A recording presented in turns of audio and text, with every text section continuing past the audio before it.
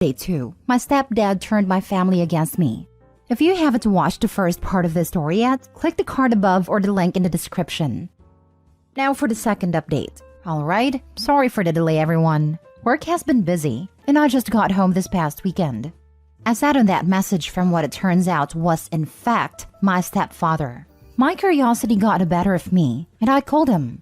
I did do what some had suggested, and recorded a call using a different app. I wish I could say the call provided me something, but that would be disingenuous. Hearing his voice made my skin crawl. He asked how I was, and I told him to cut the nonsense, and he laughed. Nothing incriminating on his end, of course. Talk was about 3 minutes long, about nothing.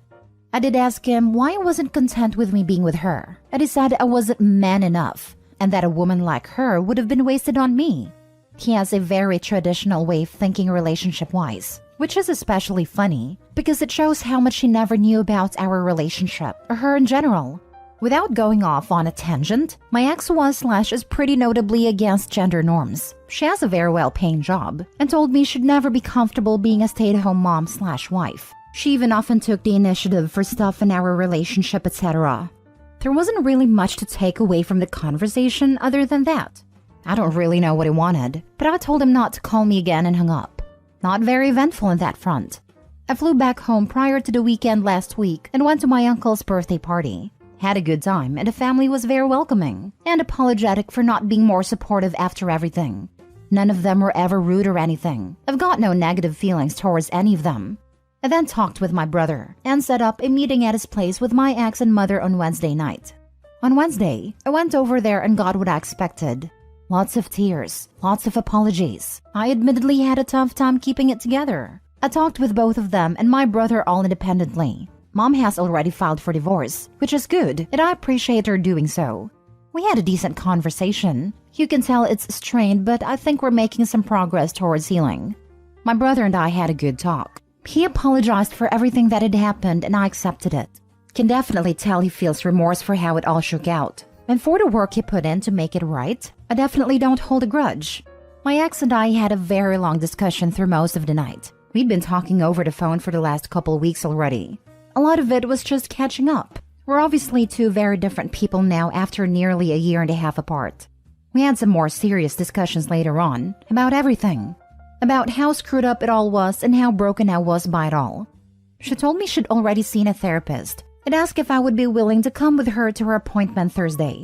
She's gone above and beyond for everything I could have asked of her the last few weeks, and I'm really truly appreciative of it. I went with her to her therapy appointment, which I feel was very productive for everyone. Her therapist seemed to be very appreciative of me being there as well. So we stayed talking for a while after, and I decided to ask if she wanted to go out Saturday night. So that's the plan right now. I don't know exactly what's going to happen, but I wanted to show her that I appreciate the effort she's putting in to try and mend what's been broken. And selfishly, I'd like to see her in a setting that isn't like the ones we've been in. That's the update for now. Things are looking up. Haven't seen any of my stepdad or his family since getting home. Appreciate all the support from everyone. We'll update with anything new. Now for the comments. I really want to believe that she changed. It isn't that gullible anymore and won't fall again for such BS if anyone would ever try again. Because it seems that you really want to get back in a relationship with her. If you think that getting back together is the best thing to do, then it's your choice. Up to you. Hopefully things will be okay from now on. I'd like to, yes. That said, I'm still wary of it all. And I imagine will be for quite a long time naturally. I read your story recently, and I was so angry about your despicable soon-to-be ex-stepfather. I know it's probably going to take some time to mend what can be mended, and some things will probably hurt for some time, but I'm glad for you and how things are getting better. And am I correct in the understanding that your brother is who used to be your stepbrother? Because that's a point in your story that surprised me. As soon as you saw what length he went to reach out to you, you dropped the step. In any case, hope things go better for you as time goes. He is. It was actually accidental at first, but I certainly think he's earned that now. So wait, is brother still dating ex, or did he step back once everything came out? They aren't dating. Went on 2 dates at the suggestion of stepdad, but both felt gross about it. I'm honestly a bit concerned that because you don't have a strong support system, you let your mother and ex too fast back into your life. I would never trust them to have my back like a family should, ever again. Mom has already filed for divorce, which is good, and I appreciate her doing so. Why are you appreciative? This is a bare minimum, and mostly self-serving to get rid of a liar. If she didn't do this, she would be a monster. But if she does it, she stays a terrible mother and person. The same goes for you being appreciative of your ex trying to mend things. Not saying they can't change, but I would stay low contact for years to come and see if they seriously want to change. I'm appreciative because they've done all I've asked of them in the past few weeks. I'm communicating and trying to mend some things, but I'm still living across the country. It's more just a timing thing than anything else that I'm home this quick. At the end of the day, I'm not going to be with them because I'll be living so far away. They're gonna have to make that effort, and assuming they do so, I'll give them the time to try to fix things. Next story. Update. A woman I'm dating posted my picture to an online cheaters page. I, 36 male, met Danielle, 33 female, on a dating app and we immediately hit it off. Conversation was super easy for us, so we swapped numbers and spent the next 2 weeks texting and talking on the phone. I explained early on that I want to take my time, because not only am I looking for something serious, but also have work commitments the next few months. I work in tech product sales, which can be very busy. It also involved me leaving the city for a few days at a time. She said she understood and was also looking for something long-term. Great. We met the weekend before Valentine's and had a nice restaurant date followed by dessert and coffee. We finished with a kiss, and I walked her back to her car. It was definitely the best date I've been on since my last relationship. The next day, I called her to say I was looking forward to seeing her again and would plan something when I get back. Now, I live in a major North American city, and from the 15th to 17th, I was booked 3 hours away for an on-site client meetings. I told her about this and let her know that we'd keep in touch. On a Friday I'm due to get back, I get a message from a close female friend asking who I angered. I have no clue what she's talking about, so she sends me a screenshot of my photo on what looks like a Facebook page and tells me it's a private group where women call out men for cheating. It's called Are We Dating the Same Guy? And this particular group is just for people from my city. In the screenshot, multiple people are posting under my picture with mostly harmless comments like, "Oh, I went on a date with him years ago. He was okay." But there were others like, "PM me for the tea." And one woman said, "He's an angry a-hole. Stay away for your safety." Because it's Facebook, I instantly recognized her name as someone I went on a date with the last summer who I had to block after she repeatedly tried to sell me her cat. Absolute lunatic. A few things about me. I am single. I have never been married and my last relationship was over a year ago. I'm very selective, and Danielle was the first date I'd been on since the end of summer. I'm also a very private person. I don't use social media and I don't kiss and tell. So the fact that my photo is on the site is mortifying. What makes matters worse is when I got home, I started getting texts from a bunch of other people I know, either laughing at me or calling me a womanizer. As of now, I'm aware that several female friends have seen it. One coworker, my sister, and a woman I know who lives in the same building as me that excitedly grabbed me when I was leaving this morning to tell me, "I saw you in that Facebook group." Apparently, it's a lot more popular than I realized. There's only one person who would have the motivation to do this, so I called Danielle on the weekend and asked her. Initially, she denied it, but after some prodding, that flipped to apparently her friend posting it. Why? Because a few of them had gotten tipsy together on Valentine's as they are all single. My name came up after her friends asked why she wasn't with me that night after the great date she'd told them about. Apparently, me not being around as I was leaving early the next morning for work was suspicious, as was the fact we'd been talking for multiple weeks but she'd never seen my place. She gave them a picture I used on the dating app, and one of them posted it. She told me she was sorry, but that seemed too good to be true. Her last relationship ended due to cheating, and she wanted to make sure I wasn't married or in a relationship. I told her I needed some time to think, and would be in touch. That was Saturday. We've been silent until today when I woke up to dozens of messages from her saying things along the lines of, "I'm so sorry," / "I'm so angry with myself for this." And then the real truth. It was her that posted it. She wanted to come completely clean and apologized for lying, telling me she panicked when I confronted her, but she wants it all out now. She sent me screenshots unprovoked of the PM conversations she was having with women in the group about me. Aside from the one head case I mentioned earlier, there was nothing accusatory, But what I couldn't get over was how they were discussing me in such an open manner. It had nothing to do with whether I was single or cheating. It was stuff like, he took me to this restaurant, he drives this kind of car, this is what his place is like, this is how much money I think he makes.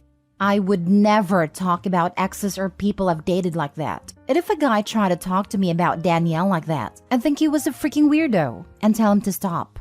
My two closest female friends are divided on this, so I'm here for advice. One thinks that women need to protect themselves against predators and violence, and groups like this are necessary. The other is angry on my behalf, because the presumption of men being posted to that group are that they're cheaters or sketchy. Otherwise, why would anyone even post them there? I really don't know what to do next. I've never had to deal with anything remotely like this before. I like Danielle, but it was one date. She also lied to me about it at first. This seems like a headache, and we've never even hooked up yet. Is she going to get even more paranoid after that? It doesn't feel like we're compatible. This feels like the past 3 weeks of us talking have been one massive waste. And that actually stings, because she's the first person I've really liked since my ex. Now for the top advice before reading the update. I'm really surprised you're considering moving forward with her after this. She lied to you. She invited judgment of you. She is very vulnerable to the opinions of others. And she is insecure.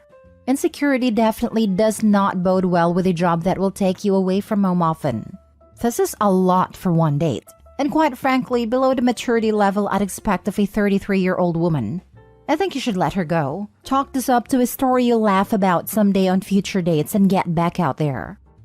This woman is insane. Don't walk away. Run. You can try asking her to take it down before you reject her, but don't keep your hopes up. Also, remember that she will likely share your text messages with the public, so be very careful in what you say. One date and you're already deep in drama? Man, even the crazy ones can normally hide their crazy for at least a few months. But nope, this crazy was already strong on day one. To top it off, she lies when she's confronted with something unpleasant and is projecting BS from past relationships onto you on day one. What advice would you give someone else who told you the same story? Because to me, this sounds like a bunch of red flags all up front. This is what I came to say. That and run. Now for the update. Back with an update, but firstly, a couple of quick notes based on the feedback I got.